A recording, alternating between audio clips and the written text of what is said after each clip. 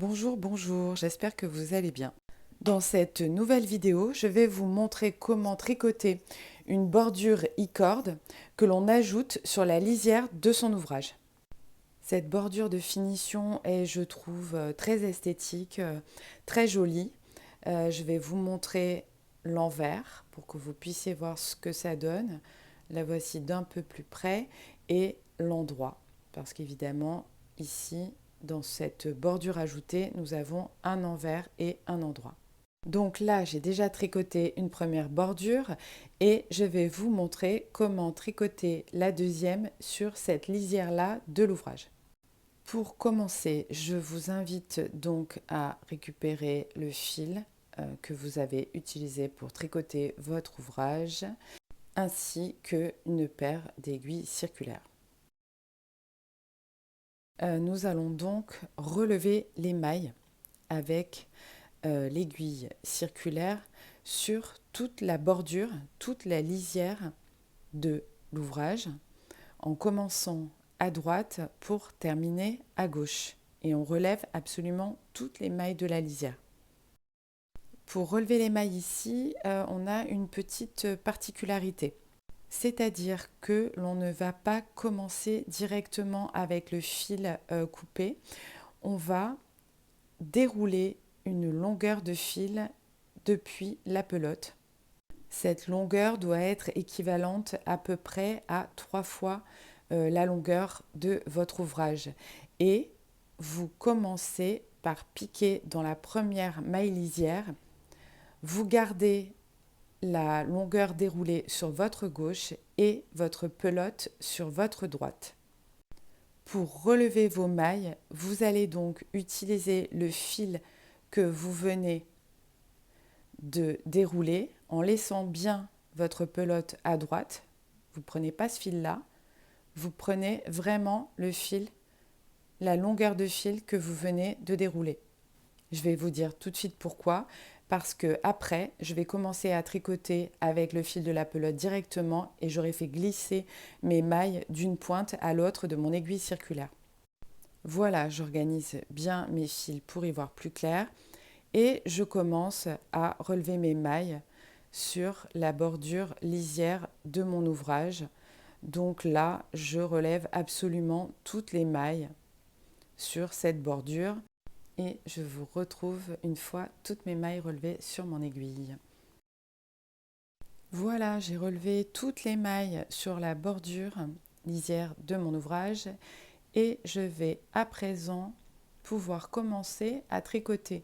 Donc vu que je veux tricoter à droite, je glisse d'une pointe à l'autre pointe de l'aiguille circulaire toutes les mailles que je viens de relever.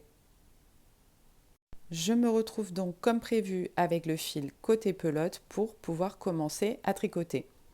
Et là, vous allez monter 3 mailles à la suite des mailles relevées. Donc une maille, 2 mailles, on utilise la technique la plus simple pour monter des mailles et 3 mailles.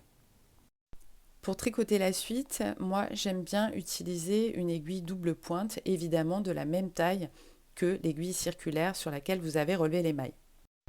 Je commence par tricoter à l'endroit la première maille de mon aiguille gauche, puis je tricote en l'endroit aussi tout à fait classique la deuxième. Je me retrouve à la troisième que je vais tricoter en droit mais en la prenant par le brin arrière et je vais la tricoter ensemble avec la première maille que je rencontre de celles qui ont été relevées sur mon aiguille circulaire.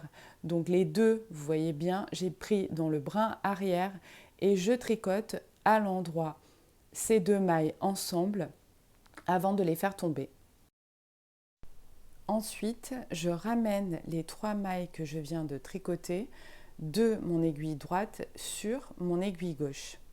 Donc là, je n'ai plus aucune maille sur l'aiguille droite, tout est repassé sur l'aiguille gauche et je vais repartir pour tricoter les mailles à nouveau. Pour tricoter cette bordure en e-cord ajoutée, c'est très simple, on répète toujours les mêmes points. première et deuxième maille de votre aiguille tricotées à l'endroit par le brin avant et les deux suivantes, c'est-à-dire troisième et quatrième, tricotées à l'endroit ensemble par le brin arrière. On repasse ensuite les 3 mailles ainsi obtenues de l'aiguille droite sur l'aiguille gauche.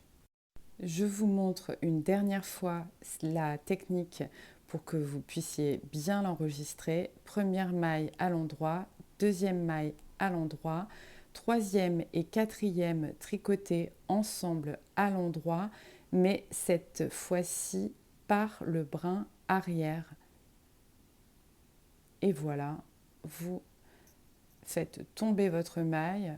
Une fois que vous êtes là, vous rebasculez les mailles de l'aiguille droite sur l'aiguille gauche pour pouvoir continuer à tricoter sur tout le long de la bordure. Et on voit bien là le petit bout de bordure qui commence à se former en i-corde. Maintenant que vous avez compris, moi j'avance un petit peu rapidement et je vous retrouve pour vous montrer ce que ça donne un peu après.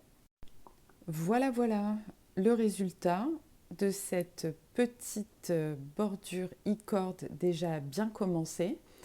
Donc là, vous l'avez compris, l'idée c'est évidemment de faire toute la bordure sur la longueur de l'autre côté. Donc je vais continuer de tricoter en prenant toutes les mailles qui se situent sur l'aiguille gauche. Je vous montre l'endroit et l'envers et c'est reparti pour la suite et on va se donner rendez-vous à la fin de cette bordure. J'ai fini de tricoter toute ma jolie bordure en i-corde ajoutée. Il ne me reste plus qu'un dernier rang à tricoter. Donc, sans surprise, je le tricote tout à fait comme les autres, de la même manière. Et à la fin, je vais devoir rabattre les 3 dernières mailles qu'il me reste, donc la technique de rabattage très traditionnelle. On fait passer, fait glisser une maille par-dessus l'autre.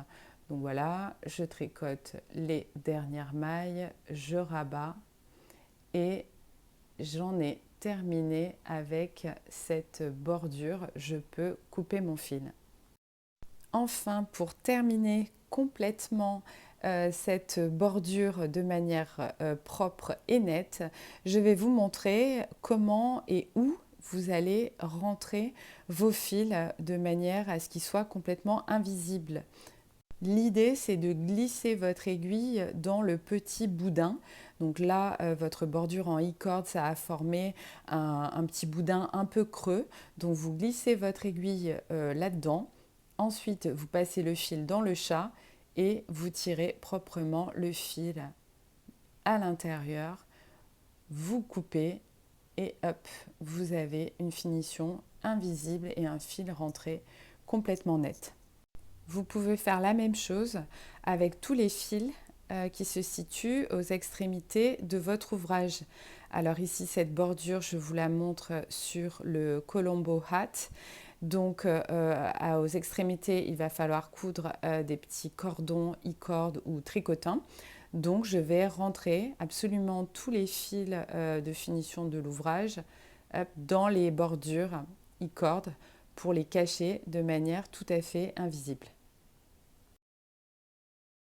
Voici donc le résultat final sur l'envers de la bordure i-corde et sur l'endroit. Comme je vous le disais au début de cette vidéo, moi je suis super fan du résultat. J'aime beaucoup le rendu, je trouve ça super joli, très esthétique, hyper clean. Voilà, j'espère que vous aurez profité de cette vidéo pour apprendre peut-être une nouvelle technique. En tout cas, si ça vous a plu, toujours comme d'habitude, je vous invite à laisser un pouce en l'air. Vous pouvez aussi réagir en commentaire ou poser des questions. Et je vous dis à très bientôt pour de nouvelles vidéos. À bientôt, bisous, ciao.